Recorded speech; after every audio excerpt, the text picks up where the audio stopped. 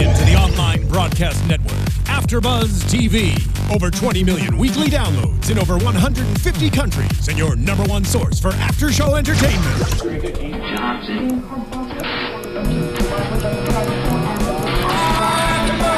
AfterBuzz TV, the destination for TV superfans, producing aftershows for over 300 of your favorite TV shows, interviewing celebrities and showrunners, and bringing you behind-the-scenes exclusives. All thanks to E! Entertainment's Maria Menounos, producer Kevin Undergaro, and internet leader Akamai. Now, let the buzz begin!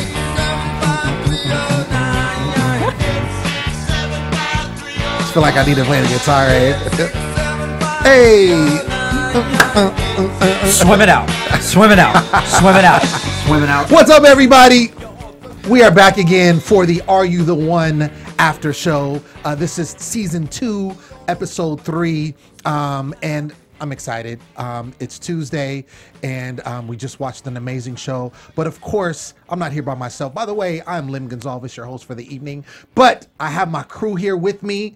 Right to the left of me, the man himself, KJP, Mr. Kevin John Peters. What's up? What's up? Thank you for that intro, man. I felt like you were introducing like God or something, man. That was impressive. Yeah, no, don't. Yeah. I would introduce God a little bit better. I feel like he would, but do yeah, a just a little bit better. intro. But I appreciate, that you appreciate my effort. Absolutely. Yeah, it's Absolutely. all good. It's all good. And of course, to the left of KJP, we got Marielou Mandl in the house. Hi, guys. Yeah. So we're gonna get this cracking. Brandon. So last episode, Brandon and Christina were like the hot couple, and they were loving on each other. Really had some strong feelings in a short amount of time, and the crew or the cast throws them into the truth booth, which makes sense. They seem to have the most connection. They get thrown into the truth booth, and they come back as not a match. And Brandon kind of vows that I do not care. I'm still going to see this girl. I'm still going to be with this girl. I don't care. So the start of this episode, they're coming from, of course, the last, eliminate. It's not really elimination round, but it's kind of matching ceremony, if you would call it. And so they're coming back from that, and Brandon's kind of still talking about how he wants to be with Christina. Now, if you were in the house, how would this make you feel, knowing that this could jeopardize this $1 million prize that you're going to be trying to split? Well, first thing I got to say is, there's no telling the heart. No, there's no telling the heart. That's not what you want. The heart wants something. Right? Exactly. Thanks you for pointing to it right here. Right. The heart. Go ahead and feel your heart. Everyone just feel your heart. No. No, okay. No. I would feel your heart, but Continue that your would look weird. conversation, It's okay. though. You can keep on saying your opinion. Okay, so at any rate, obviously what the heart does, it's hard for the brain to follow. The heart and the brain are two totally think differently. So with that being said, I understand what he's doing in the simple fact that he is still very much in love with this girl, and he feels that he should unapologetically go after her and, and make that happen. But then there's a flip side of that. The fact that there is a prize, there is $1 million at stake, and it's not just about you. It's about everyone else that in turn wants to win that money. Right. So it's like, okay, so at some point you got to put the heart aside and play the game. Okay. And I think he's more focused about her than he actually is. Because remember, at the end of the day, it is a game. It is a game. It is a game. But I think the bigger issue for me, at least, is it's been like a couple of weeks, and this dude is feeling like this.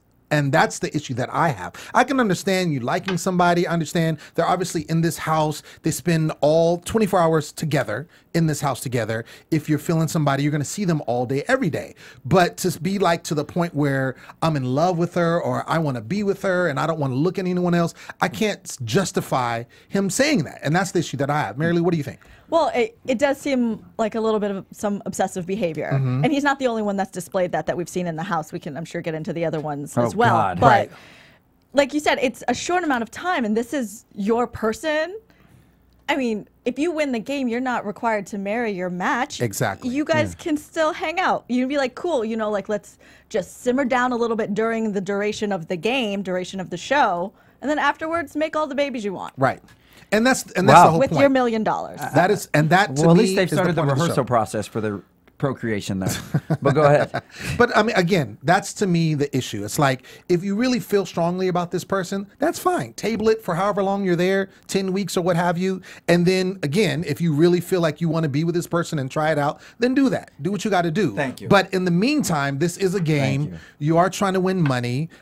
You can still have feelings with that person. You just can't act on them at that time. You got to play the game. Exactly. And that's where I think some of these, you know, characters or some of these cast members are having the issue, you know. And trust me, I'm a sensitive cat, you know. I wear my heart on my sleeve. I'm a poet, you know what I'm saying? I get it. But hold on. But if I was in that situation, I would keep that in check because I'm trying to get that money, and then I can fall in love. Exactly. You know what I kind of look at it? I kind of look like it as, you know, two co-stars filming a movie that are falling in love. And it's like, look, at the end of the day, you're only shooting a film or shooting a project for what? I don't know, 6 weeks to however 3 months. long, right. Okay, throughout that duration of time, you have to be committed to what you're there to do. Now, once that wraps, if y'all want to get together, if y'all want to make things happen, hint Brad and Angelina, then make it happen after the completion of the project. Right. But keep it professional while you're there to do what you got to do. And I just use that in the same context as this. I understand sparks are fly. It's a love gating show. It's a love competition. Right. So you expect the emotions to fly. But if they have explicitly told you you two are not the match, then you need to keep it moving and play the game. Exactly. And then once that comes to a conclusion or completion, then go out, make babies, and be fruitful, go forth and multiply.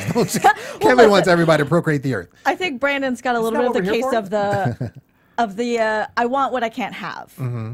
But just hold on. Right. You can have it later. Exactly. If it still doesn't work. But I think he's worried that she might actually find a connection with somebody else. And I think that's the bigger issue. I will say, back last season, there was a similar situation with two individuals who felt very passionate about each other.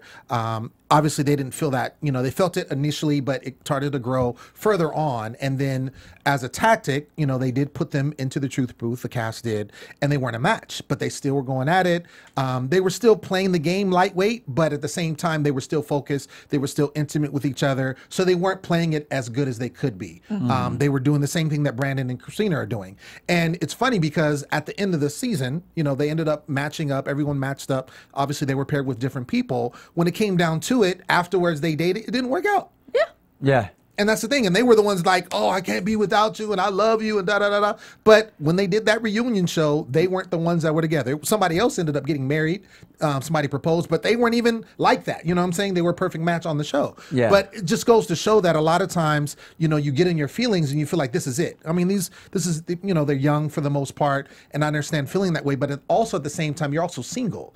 And a lot of times you make this mistakes over and over again, picking the wrong people, and some of them have stated that oh, I keep picking the wrong guy, or I keep picking the wrong girl, and then what happens? You stay single. So you keep, if you don't change what you're doing, it's going to be the What's same the definition of insanity? Doing the same thing over and over again, expecting different results. Preach, sir, preach. Exactly. Well, yeah, but yeah. So that's what it is. So let's get into Jenni. Jenni is actually kind of torn between two men. When it first started into the season, Jenni was all about Leighton. That was her dude.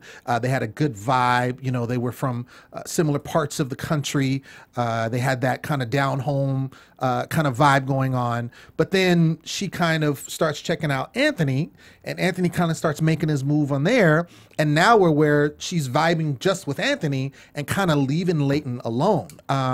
Do you think she's good at what she's doing? Do you think she's really just trying to play the game and try to see who she's really compatible with? What do you think? Oh, is it to me? Okay. Sure. Sure. It's looking right at you. Sure. Yeah, well, you know. Either one is fine. But go ahead, Kevin.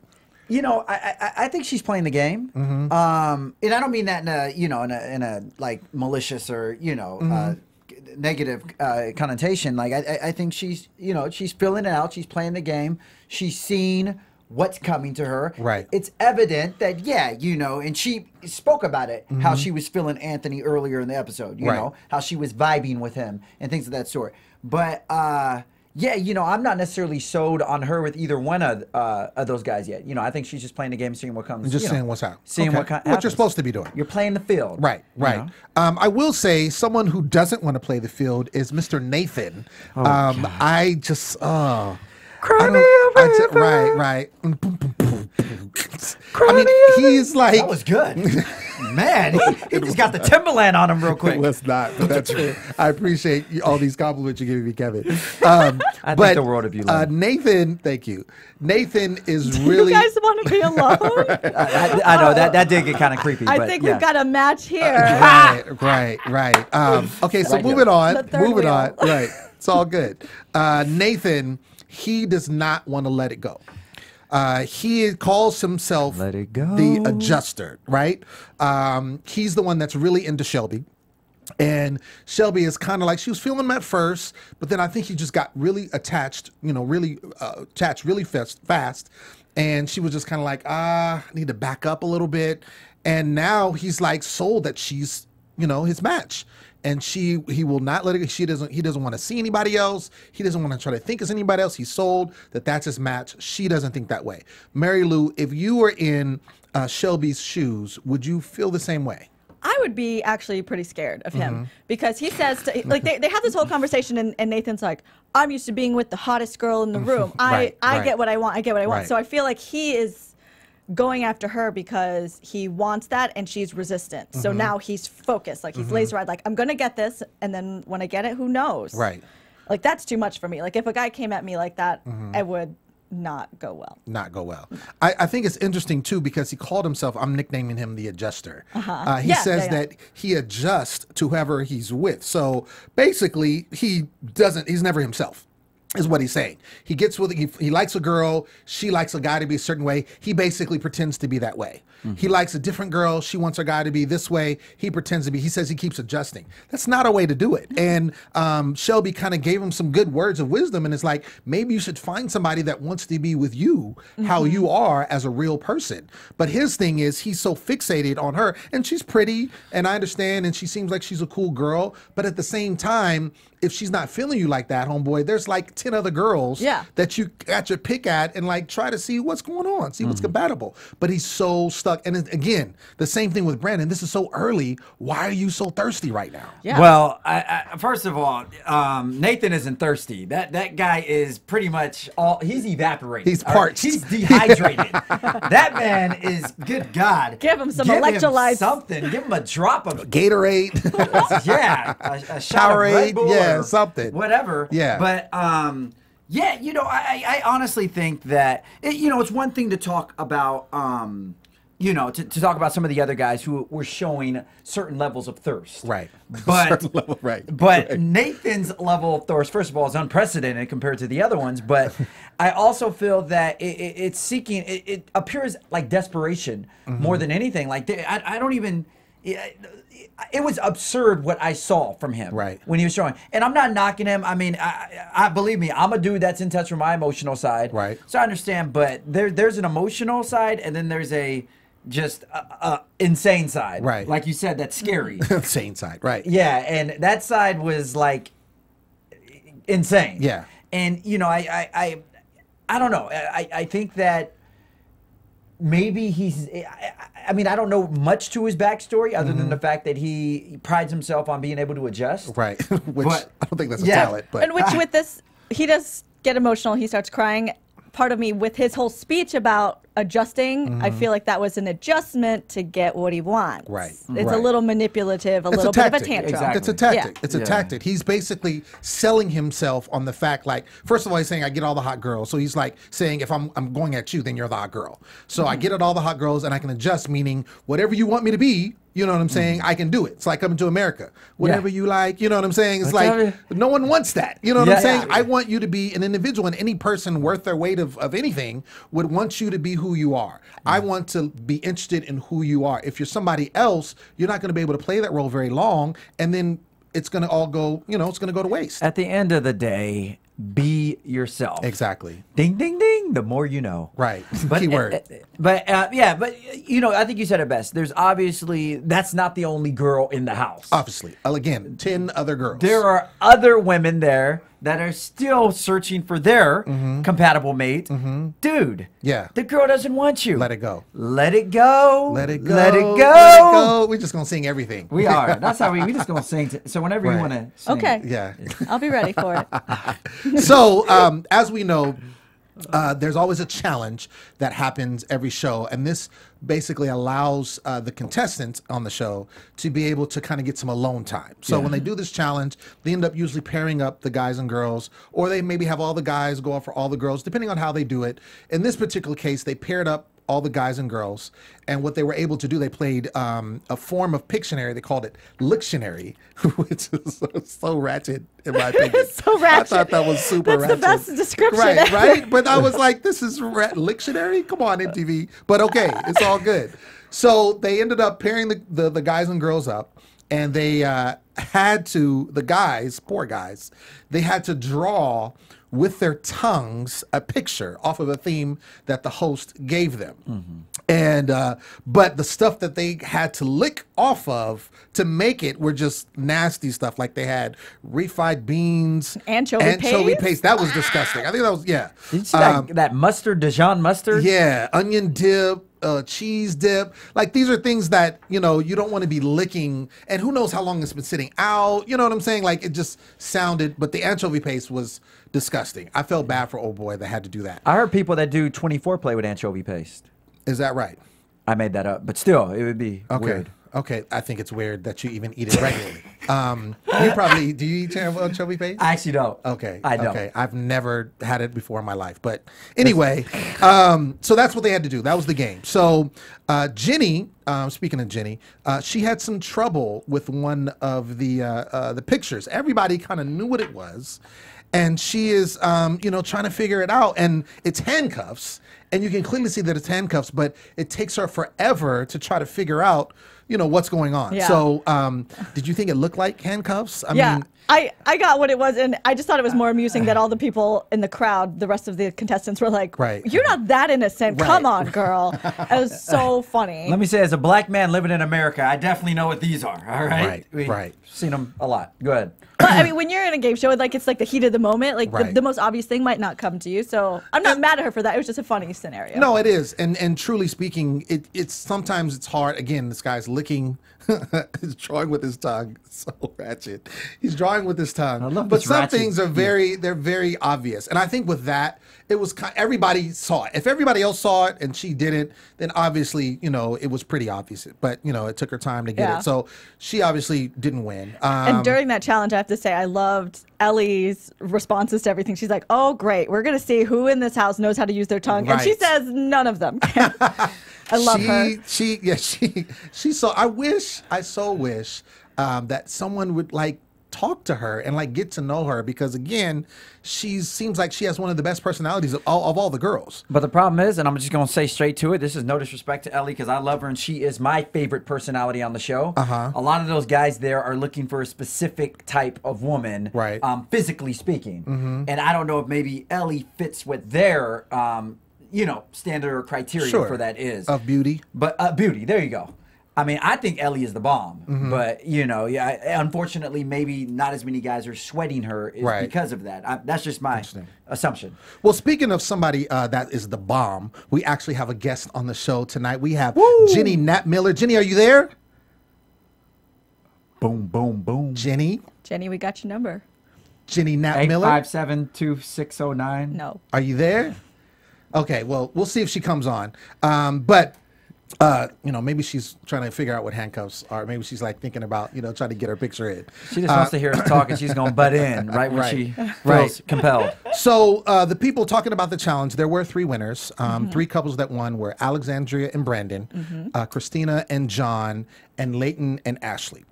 So those were 3 couples, and then there was one of them, which was the couple that got in 4 or 5 seconds. It was the piano. Do you remember which couple that was? I think it was Christina and John, if I'm not mistaken. 9, 5, 2. I was like, wow, her voice sounds very robotic. Right. I think it was Christina and John. But anyway, 5, it was a piano. They said musical instrument, but he drew it looked like a U shape, and then she said piano right away. Yeah. So everybody knew that they were going to get it. So they go on their date. But before that, there's some stuff that happens. Miss Ashley, announces to everyone that she's a virgin. And so everybody, of course, is shocked because everybody, of course, is single, 20-something and kind of doing their thing. But I know who knows about, what happened. It's Jenni Knapmiller. Jenni, are you there? I'm here. Jenni, what's everybody. up? How you doing? Welcome. We're glad to have you. Thanks for having me. Well, my name is Lem Gonsalves, and I have my boy Kevin John here, and also Marielou. Tell him what's up. Hi. What's Hi, up? everyone.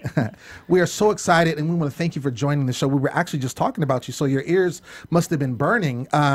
We were talking. My nose itched a little bit.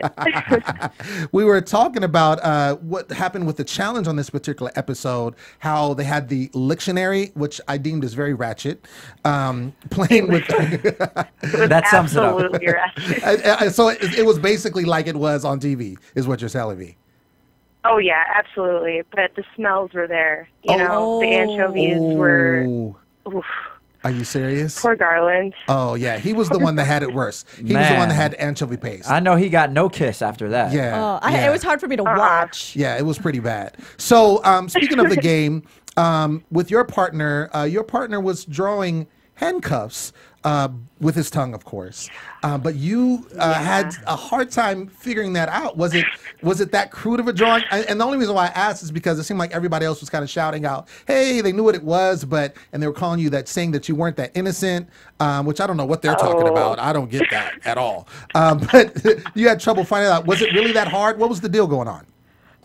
Oh, gosh. So he was drawing beautiful pictures with his tongue and peanut butter. And peanut butter happens to be my favorite food, so we got really lucky with that one. Mm-hmm. But he's drawing all these amazing pictures, and I could not figure it out because I was thinking of all the different sex positions, and I was basically for 4 minutes and I don't remember how many seconds I was listing off the most ridiculous, ratchet, sexual things, and I was not thinking kinky. I was thinking sex. So it was pretty embarrassing. I couldn't get it, and I was so bummed because I really wanted to get on that date with Anthony. You did. Gosh, can you say some of the things you were thinking on air? Is that possible or no? Oh gosh, some of the things I was saying. Yeah, some of the things you were saying. Oh gosh, I was guessing boobs, balls. I was hand job, 69. Oh wow, you were out there with it. I was going just crazy. What was the category? I'm glad that they didn't show the entire 4 minutes of me saying those things. Right. Yeah, they probably had to air some of that out. But and granted, the category was sex, right? It was. Yeah. So I mean, but it wasn't. I didn't think. I just wasn't thinking. Wasn't thinking. But maybe I was too distracted with the peanut butter. I don't know. I'll say to Jenni's defense though, but if that was the stat I got with sex, I would probably be thinking something more sexual as well. Mm-hmm. Like a body part or a body position or something like that sort. Right. I wouldn't be thinking toys that are associated with it. But yeah, that would be more under a subject of kinky or bondage, I guess, or something like that. I just S&M. I messed it up. It's all good. It's all good. It's all good. Yeah. But and the same token, you have this guy that you're attracted to who's licking peanut butter, which happens to be your favorite food, while this is going on as well. So I was a little distracted. Can you blame me? It's all good. Yeah. And so you're watching Anthony lick this, and then later on, you guys are hanging out, and he licks your face in front of everyone. In front of that might have happened. Was that very exciting? Not exciting. But I was because it seemed like I could go either way with that. If that happened to me, I might be weirded out because there's cameras everywhere, or it could be really hot. Yeah, it was kind of a mix of both. I was like, I guess maybe I'm into it. And you're licking my face. Oh, okay. There it is. There it is. There it is. And wipe that off and moving on. Moving on. So I wanted to ask a question about, there was a scene where, of course, and we talked about this earlier, Nathan is really, really feeling Shelby. Super, super hard. And in this Thirsty episode, hard. we were saying he was very parched when it came to Shelby. And so there was a scene where you were kind of comforting Shelby in regards to that. Can you bring us back to that? What was going on? I mean, you saw everything kind of playing out. What was going on, and why did you gravitate towards Shelby in that manner? Well, her and Nate were kind of a fatal attraction. They hit it off right away. And Shelby was, feeding him, and he was really thirsty for her, and they were very hot and heavy right away. But then it just got to the point where Nate was kind of suffocating Shelby, and she needed to get some air, and she couldn't. She was trying to nicely, gently, let him go and say, hey, this is a game. Not really sure if you and I are a match, so let's move on and see if there's any other connections. And she was trying to do that nicely, and he just went off and did not take it the right way. Obviously, you guys saw that, and she felt bad about it. And she's like, and then Dario had to step in too. And I comforted her because I don't think she wanted to look like the bad guy. And she felt like the bad guy, and that's not a fun situation to be in. And she had, it brought up some thoughts and feelings that she's had in the past with other relationships. And I was there to help her out and comfort her and try and remember that this is a game, and we have to do this. We have to go through this. These kind of situations are going to come up, and they're not going to be fun. And you guys are going to see a lot of makeups and breakups and tears. Obviously, you've seen quite a few tears already. Oh yes. But it's the name of the game. It's tough. I'm telling you, it is not as easy as it looks. When I watched it as a viewer, I was like, oh man, these people are, can't you see? It's so obvious that it's so dark. Gosh, but when you're in it, it is not so easy. Now, speaking of it being tough, and first of all, big ups to your just incredible counseling skills, how you work that out. I mean, Jenny, the therapist there, you're amazing. Well, I'm a nurse, so... Oh, okay. Wow. There it is. An RN, look at that. I'm a registered nurse. Oh, yes, nice. Yes. Oh, so it's part of my skills. Comes with the I went to school for that. I see. All right. Yeah. You just don't, as a nurse, you just don't know how to spot you. handcuffs. But anyways, I wanted to ask you, we talk, how you just got finished talking about, how crazy it is perceived when looking at it on TV.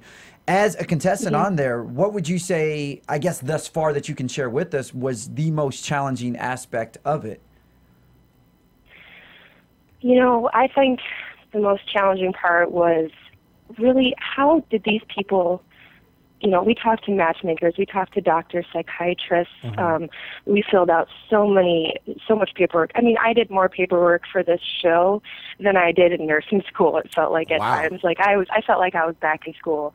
Wow. I mean, filling out tests. I was like, but how did they match us? That was the hardest part. It was like, okay, are we going off of looks and what we typically go for and what we're comfortable going for? Are we going for opposites attract? Are we going off of values and morals and religious beliefs and political beliefs? Are we, we had to try and figure out just how we were all matched and how to get to know people. It was like, okay, it kind of felt like you were on Match.com at times, like you were answering all these questions, but maybe these people, maybe you're all this lined up, but really you weren't physically attracted to that person at all. It was just the matchmaking, figuring out how they matched us. Oh man, that was the hard part. That's hard. Yeah. It was really hard. I thought I would know who my match is right away. I was so confident before the show going in there. I was like, I got this. And I got there. I was like, never mind. Never mind. So my question for you then, tough. as we were watching this, we were discussing how it doesn't seem like at this point there's much strategy in the house. Do you feel that you guys were strategizing from the beginning, or does that change? Yeah, you might see that change a little bit. We tried.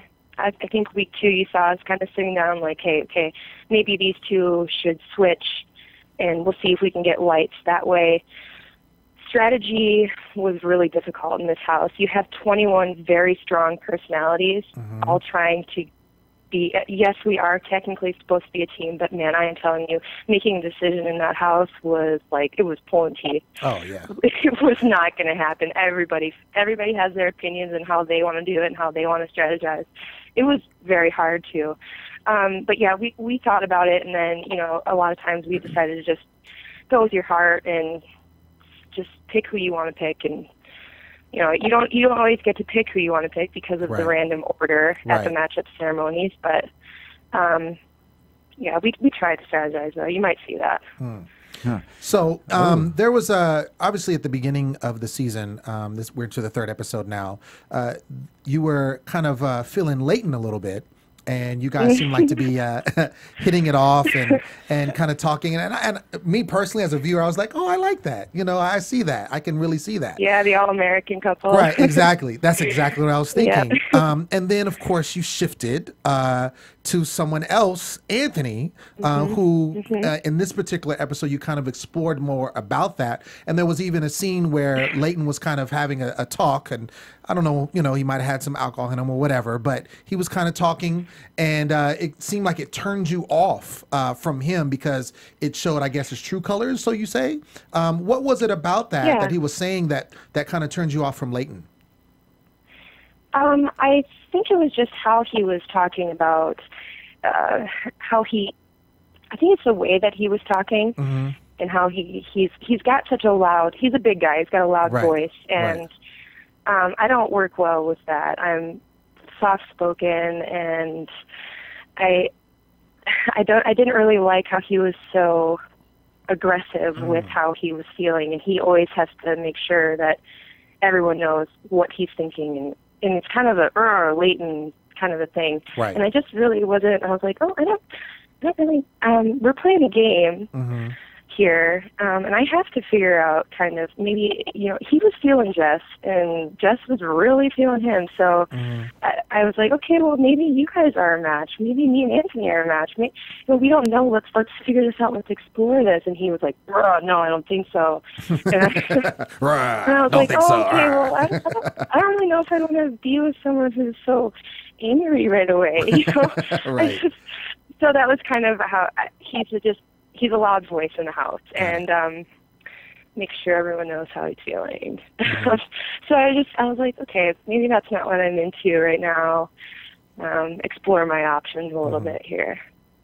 So then Anthony was there. He was so sweet to me, and he was fun, and I was like, oh, hey, he's cute. He's cute. Well, that's good. I mean, it seems right now that, you know, as we're progressing, obviously we're going to keep watching and kind of see how that plays out. But it seems like, you know, you guys obviously make it seem like you make a good match as well. I did like the Jenni Lathan. I did, you know, was already getting ready to buy the T-shirts and everything with that. But you know, that's just me. But I think with Anthony, we don't know. Exactly, we don't know. But so far, I think the Anthony thing is going good. But I just want to say that I really appreciate you calling in and talking to us. Yes. With the show. No problem. You are definitely one of my favorites on the show. I'm curious to see how. Oh my gosh! Well, thank how that you so ends much. up.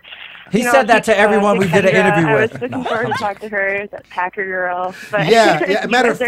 As a matter of fact, she wanted to make sure I get a shout out. So, want to shout out to our girl Kendra Summer, who actually was able to get you on the show. She definitely wanted to make sure that, you know, she wanted to say, fellow Packer, she's with us in spirit. So she wanted to give you that shout out. So make sure to do that, announce that. But Jenni, where can we find you? Where, if there are fans that are out there that want to, you know what Jenni's all about, where can I find you on social media? All right, on Instagram and Twitter, my name is just Jenni Knapmiller, all lowercase, no fancy letters or underscores or any numbers, just Jenni Knapmiller. Okay. So you can find me on there. Perfect. Well, Jenni, thanks again for calling in. I appreciate it. And my last question is, if we need to have you back on the show to dish some more dirt, will you join us again? Oh, absolutely. Yes. I would love to talk to you guys again. Yes, this is so fun. Yay! We're going to hold you to that now. You're not getting away from that.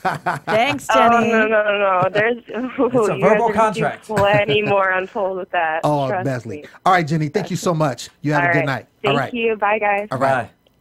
Nice girl. Oh my gosh, I love her. She's super nice. I love her even more now. Yeah. I do. I mean, I'm really, she just became my favorite, like, over the last 6 minutes. Is that right? Yeah. She's your favorite now.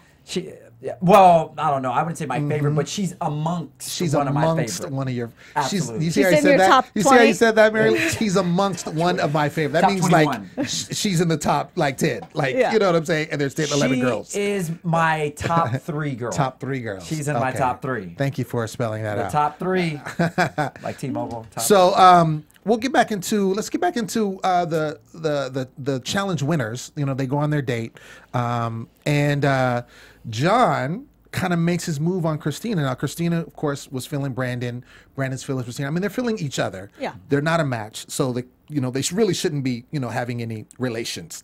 And John seems like he really likes Christina. He wins that date. He seems very excited to be on the date, and he kind of makes a move on Christina, and says he wants to kiss her, and they kiss. Marielou, do you think that was really forward of him, or do you think that made sense? Well, I think because the nature of the game, right? They want to find their matches. They want to see their sparks that fly. Right. So I think that is a good time to give it a try. And if he's the type that needs to ask, then that's fine. Like, that doesn't offend me. Yeah. So you would be all for that? Yeah. If you were attracted like, if to I him. were attracted to him, and then response if he asked, I'd be like, oh, that's kind of sweet. Oh, okay. that's sweet. Let's do it. Yeah. And John seems like he's one of those type of cats, even though he kind of did pull a hater move, which I just want to get into that because there was a situation when they got back to the house that Brandon and Christina kind of wanted to hook up. Again, they're still feeling each other. They're attracted to one another. They like each other. They go into the boom boom room, which is something else that's ratchet, in my opinion, the boom boom room. And he finds out that they're in there, and he goes in there and, like, breaks them up. He did the cardinal hating move. Right. That was cardinal cock blocking 101. Exactly. Right there. And I'm just like, okay, I understand, you're feeling her. That's somebody you're pursuing, but she's not with you. Okay. And obviously, if they, on their off time, you know what I'm saying, decide they want to go to the boom boom room and have some relation, then my thing is more power to them. Yeah. You know what I'm saying? I understand how the house is, though. They kind of want them to be separate, but it seemed like there wasn't really anybody tripping hard except John. Like, John was the one, because everybody's like, oh, who's in there? Oh, okay, cool. Like, nobody was tripping, They know they like each other. It's on their off time or whatever. But John, of course, he's mad on the haterade. He should give some of the haterade. Brandon needs the Gatorade. He's drinking the haterade. Exactly. So that's what's going on. So they should, they should get assigned or something to a deal. That's what they should get. So the matchup ceremony happens. Brandon and Alex are the ones that get voted. Why? Can someone tell me why? Why? What was that? Because, okay, we could see them, and they gave no indication that they would be a match. None. They were like, cool, we like hanging with each other. This guy's fine. Right. But why waste the matchup? Right. And this is the third time they voted Brandon in. So to me, it's like there had to be two there was two other couples they could have chosen.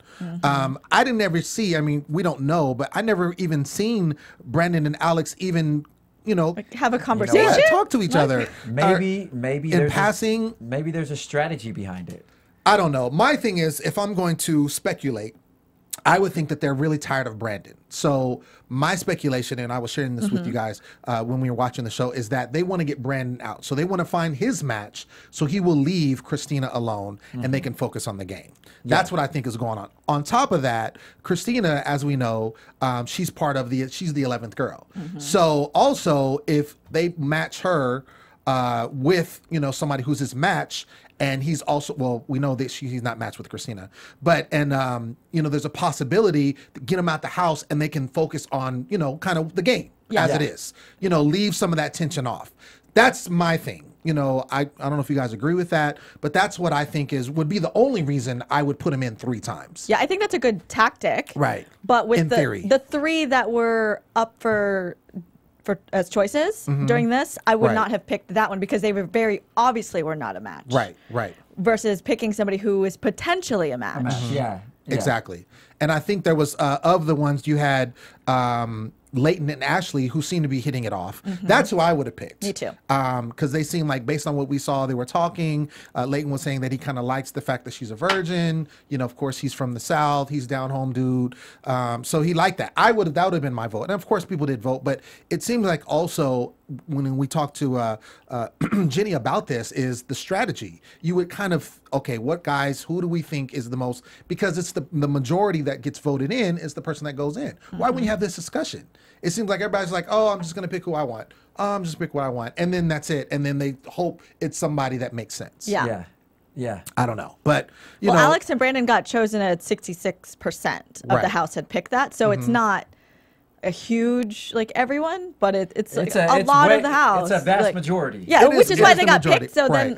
then there's the lack of communication. Right, that's what I'm saying. And then not really, as far as I can see, they're not really communicating very well. But, Yeah. you know, we'll see. Obviously, Jenni kind of said, you know, we'll see if they might kind of turn to some strategy. You know, they got, well, we'll get into that. I don't want to spoil it. But, so let's get into that. Let's get into the matchup ceremony.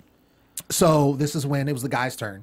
As we know, every single episode, they take turns of who they get to pick. And as Jenni said, and I was wondering how they did that, it is random order. So the interesting part is when you do go up to the matchup ceremony, you don't always get to pick who you want, because if somebody picks who you want beforehand, you're left out. So you're kind of stuck.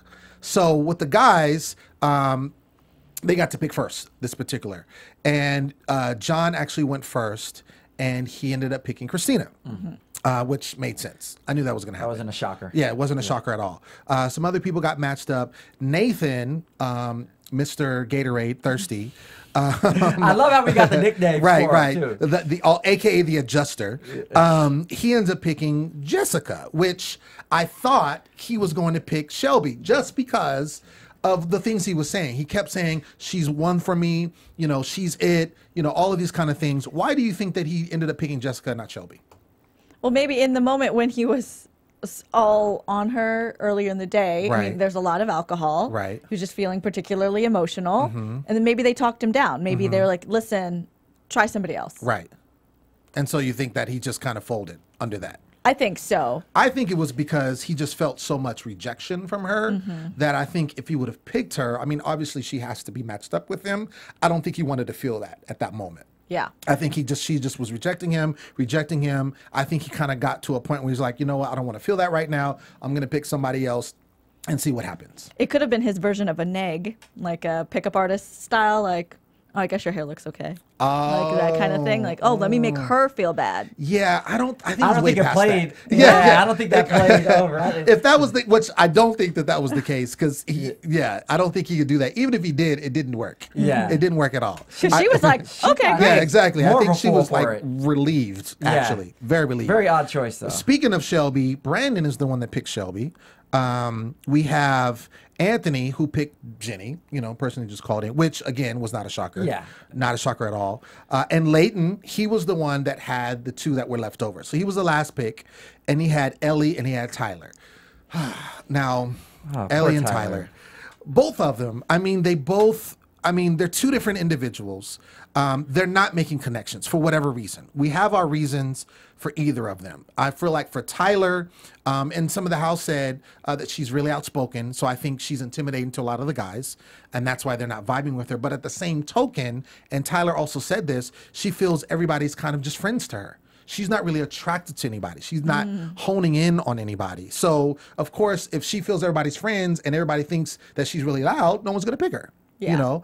And then with Ellie, I think, again, and I know you're a fan of Ellie, she has a great personality. She's That awesome. accent is bomb. But I think with her, I think the girls are just stunting on her. You know what I'm saying? Like, she's just not maybe as desirable, or someone is not checking for her like they are. There's some attractive women on this, you know, in this cast. Oh, yeah. And maybe they don't think that she is as attractive. I don't know. I think she's cute as Tyler's well. hot, though, too. But that's the thing. Tyler is banging. But at the same time, Tyler is not giving off any vibes that, you know, she's attracted to anybody, because she just said herself she's not. So there you go. You have the two at the bottom. And people get scared of an outspoken woman. That's true. That's just That's true. fact. That's true. They say men get intimidated by that, but I don't know. I Right. Not that they should. You know what Right. they say? Behind every strong man is a woman Right. rolling her eyes. But anyways, you know, going on to it, I do think that I do feel that he did make the right selection there. But With Ellie? yeah, I think he did, because honestly, like, you know, he seems.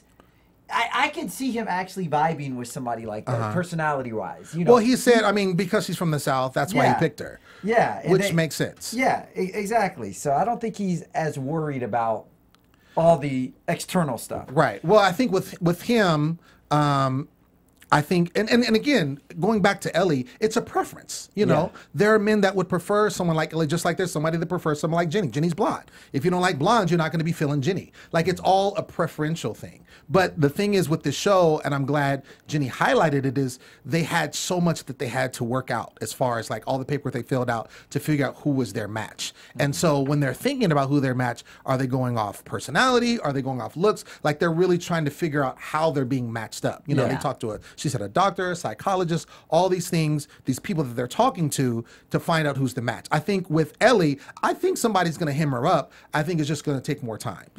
Because she does have a banging personality. So because it looks like the producers have gone at it in a scientific way. Like they've gone through all of these. There's so many factors. I want to know why we haven't sat down with the chart and said, okay, who likes video games? All right, and see where they cross over. Things like that. Yeah, and that could be that'll coming. come. That could be coming. Jenni was kind of saying, center. right? Exactly. So everybody's matched up. Tyler's left out. So we see how many lights, right? So the last 2 episodes they got 2 lights, which is bad. It's bad. They got to get 10. They're at 2. So this time the lights come up. First one comes up. Second comes up. Of course they're waiting. Third one comes up. They're like, yeah. And then that's it. Which was all of our prediction. Right. We did. We are the bomb at this game. We know what's cracking. So it was 3 lights, which at this stage, it's the 3rd week. 3 lights. It's not the end of the, it's not the end of the world. Of course, they have 7 more tries, but at the other flip side, it's only 7 more tries. And at this point, I feel like they're not really producing any type of major strategy to kind of get these matchups. And in watching, those of you that watched the first season, it was a different. They basically had, I feel like, more of a strategy in picking. Not to say it worked well, because they didn't get all the matches until the 8th try, but I feel like they were further along in the process. So, but it's interesting to kind of see, what happens, who gets matched with who ends up shaking things up. So we're just going to have to keep watching, right? Yeah. And I'm excited to keep watching because it's like really fun. It is. That's what we do. It is. That's what it is. That's what we do. Well, that is our show, ladies and gentlemen. We again want to thank you for tuning in. I again am your host, Lem Gonsalves. You can find me on social media when I'm not here at AfterBuzz Studio, and that is at the Poet Saint. And that's on Twitter and Instagram. Mr. Kevin John Peters, KJP, where can they find you? You can find me on Twitter and on Instagram at HeyKevinJohn, or on my website, itskevinjohn.com. Boom. And I'm Marielou Mandl. You can find me on Twitter and Instagram at Marielou Mandl, MarielouMandl. Boom, there it is. And again, I want to make a shout out to iTunes. Make sure that you subscribe to our show on iTunes. Are You the One? Give us 5 stars, because that's the perfect rating, and we only like perfection here because that's how we roll. And you know comment. what I'm saying? And comment. Leave us good comments. Good comments. Yeah. Great comments. All right, y'all. We'll see you next week. From executive producers Maria Menounos, Kevin Undergaro, Phil Svitek, and the entire AfterBuzz TV staff, we would like to thank you for listening to the AfterBuzz TV network. To watch or listen to other after shows and post comments or questions, be sure to visit AfterBuzzTV.com. I'm Sir Richard Wentworth, and this has been a presentation of AfterBuzz TV. Buzz you later. The views expressed herein are those of the hosts only and do not necessarily reflect the views of AfterBuzz TV or its owners or principals.